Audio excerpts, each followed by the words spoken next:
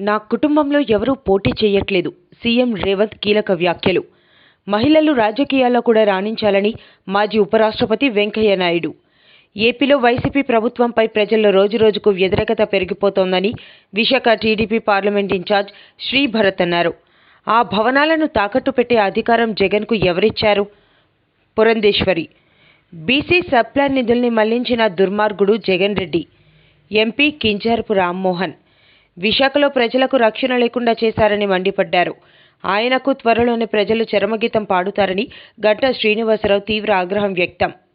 విశాఖలోనే ప్రమాణ స్వీకారం చేస్తానని సీఎం వైఎస్ జగన్మోహన్ రెడ్డి పగటి కలలు కంటున్నారు. అచ్చెన్నాయుడు. వైసీపీ దుర్మార్గపు పాలనకు ముగింపు పలికే సమయం దగ్గరలోనే ఉంది. ఎమ్మెల్యే అభ్యర్థి గణబాబు. సీఎం రేవంత్ రెడ్డికు చిత్తశుద్ధి ఉంటే కొత్త ఉద్యోగాలను భర్తీ చేయాలని బీఆర్ఎస్ సీనియర్ నేత దాసోజు శ్రావణ్ అన్నారు.